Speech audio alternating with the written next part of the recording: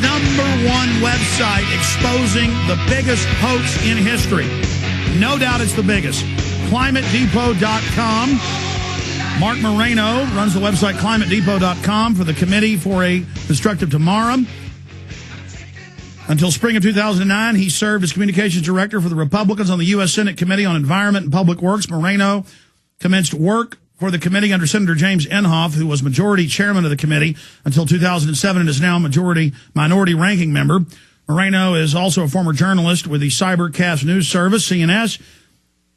And we are very, very honored to have him on with us, ClimateDepot.com. We got him for one segment. He's got to catch a plane here in a moment. Mark, I don't have words to describe, A, how big these emails and documents are, and B, how outlandish the spin is by the hijackers, the pirates. They're not liberals. They're not idiots. They're not fools. They're not misguided souls. They know it's all a fraud.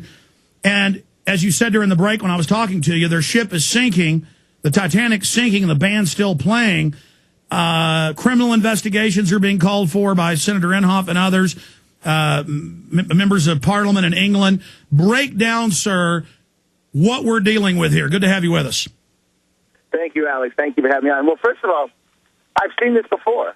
I did an Amazon rainforest documentary in 2000. And the gist of that documentary was that the Amazon rainforest scare was not only vastly overblown, but without scientific foundation. The idea that rainforests were all disappearing, there were predictions that Amazon will be gone by the year 2000. Fast forward to January of this year, the New York Times openly admitting that for every acre of rainforest cut, 50 are growing back, quoting scientists saying maybe it wasn't such an urgent cause. After all, they're calling it the galloping jungle as people leave the rainforest to go live in cities. The forests are reverting to nature. Guess what? Cancel the eco-scare. And that was the eco-scare du jour of the 70s, of the late 70s into the 80s, particularly in the early 90s. There were Sting's rainforest concerts. And now it looks like we're coming to at least the beginning of the end, or the rapid disintegration of the man-made global warming fears. The bottom line is, this is the upper echelon of United Nations scientists. Kevin Trenbeth, lead author. Michael Mann, inventor of the hockey stick temperature graph, purportedly shown in the 20th century, unprecedented. Phil Jones, the head of this center in Europe and in England, who's also a top UN scientist. These were the top men conspiring, caught, as they say, caught on tape, caught on email, and caught in documents. And what they're talking about is hiding the decline in temperatures. They're talking about how they openly admitting they don't understand the natural variability in nature, and things like geoengineering would have no impact because, quote, we can't account for what's happening in the climate system, unquote.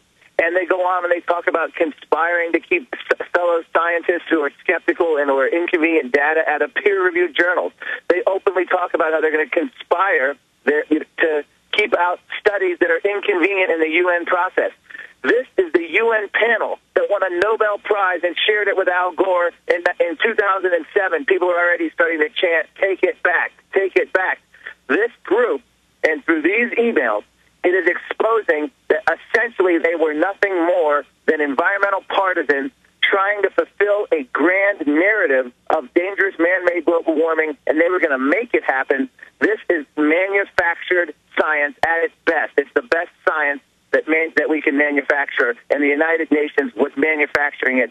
This lays waste to the notion, peddled by the media and Al Gore, that there's a consensus of scientists. If you look at these emails, all they're doing is fretting about all the skeptics, about all the critiques, about all the mistakes they're making and how to spin them, how to cover them up, how to destroy freedom of information documents. This is not a pretty picture. But shockingly, and the most shocking point, I'm sorry to filibuster here, Alex. I did work in the Senate, so if you want to... Do it. We love you. Okay. What the most shocking, but the most shocking angle of all this is before this came out last week, this movement was already on its deathbed. And what do I mean by that? Here's what I mean. Peer-reviewed studies showing at least 3 decades more of cooling or no warming. UN scientists in September warning UN meetings of the potential for decades of global cooling ahead. We had other peer-reviewed studies showing the CO2 forcing nowhere near what the UN has said. Multiple peer-reviewed studies kept coming out. More and more scientists were descending. The ultimate pinnacle of the collapse of man-made global warming fears was when President Barack Obama announced that nothing was going to happen at this UN conference. This prompted European lefty socialists in Der Spiegel and other places to attack Obama as the next George W. Bush. Not only that, in the U.S., global warming was so bad in such a moribund state that Senator Al Franken was bailing out on the climate bill. It was so bad that former John McCain aides were stunned at his about-face on global warming, despite having sponsored 2 global warming bills. Well, let me ask you this, though. Are we going to see Newt Gingrich and these other people that call themselves Republicans but are really globalists? Are we going to see Newt Gingrich, who's always pushing man-made climate change and global tax, are we going to see him apologize like George Monbiot, the socialist, has done, now saying we've got to look at the evidence? Well, very good point. I don't know about Gingrich yet, but I will tell you this. Charlie Crist, the governor of Florida, the Republican Al Gore, who used to appear with Sheryl Crow, is now running from global warming. He now says cap and trade is a tax. He is backing away. Most shockingly, Tim Pawlenty, who has actually wrapped himself in the mantle of the politically correct global warming cause for Republicans, is now questioning the science and is being attacked by the same people he made friends with. He is now a skeptic. Almost all of the Minnesota governor candidates in the GOP, skeptics of global warming. Almost all the Illinois candidates, skeptics of global warming. This is a sea change, and you know why? The public, tea parties, and the town halls, as of late October, more Americans believe in haunted houses than man-made global warming. Oh, Mark, that's another point. I wanted to go over a few of the frauds. Al Gore put out the fake graph, as you know and have documented. He's now had to remove it, showing carbon dioxide rising with temperature when it actually follows hundreds of years after. That's official. ICE Core, all the major universities. They've been caught lying. They've been. But I want you to cover that. But also, they've been caught lying and saying all scientists agree, the science is in, no one disagrees. That hoax has imploded. Didn't this really start backfiring on them the last few years because their lies only got bigger and more arrogant and more ridiculous, and they started calling Al Gore a prophet? Well, yes, that was Oprah Winfrey called him the Noah of our time. Well, here's the deal. Al, when you said the lies got so outrageous, here's a common pat answer Al Gore likes to say. The same people who deny the man-made global warming are the same people who think the moon landing was staged in a movie lot. Oh, really, Mr. Vice President? How come 2 of the moonwalkers themselves, Jack Schmidt and Buzz Aldrin, have come out as huge global warming skeptics? They don't even check their throwaway talking points at this point. It's so bad. And by the way, we've had both of them on here repeating what you just said, but go ahead.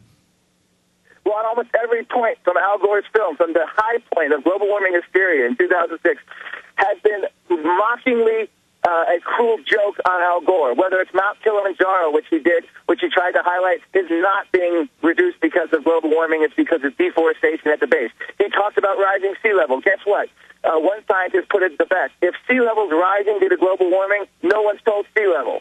And another meteorological institute has said there's no acceleration in sea level. From A to Z, the Arctic has gained in the summer the size of 1.5 Texases since 2007. The Antarctic had the record sea ice extent for the summer that they've ever had since satellite monitoring began in the 70s. Greenland has cooled since 1940, when after 80% of CO2 went in the atmosphere. On almost every point you can mention, Al Gore claims there's more tornadoes. Guess what? There are more smaller tornadoes are detected, but because we have Doppler and radar we didn't have 10, 20, 30 years ago. Everything he said is now being turned into a cruel joke on him, and now the public gets it, world leaders are getting it, and now finally the UN is being exposed for what's going on behind the scenes. There's a bunch of partisan activists trying to manufacture science. Okay, you're right at the heart of the fight against this, so I want to pick your brain here with some quick, important questions. We know that they said global cooling in the 60s, a global tax was needed, and then when that didn't happen, they said, okay, deforestation, we need a global tax, and when that didn't happen, they said man-made global warming. When that didn't happen, now they're calling it climate change. The climate's always changing. We have the seasons. We have decade-long seasons, not just yearly seasons. So, A, what are they going to do now? What's their new scam? A, so I want to cover that in a moment. B, they don't care if we prove the truth. Schwarzenegger's banning and taxing TVs. They're brainwashing kids in every public school in the country. They're teaching us about carbon credits. The governments of the world don't care if it's a fraud. So A, what's going to be their new scam? And B, how do we get them out of the schools? How do we stop their brainwashing? How do we stop the cult, in Al Gore's own words, this new religion of world government worshiping from taking over?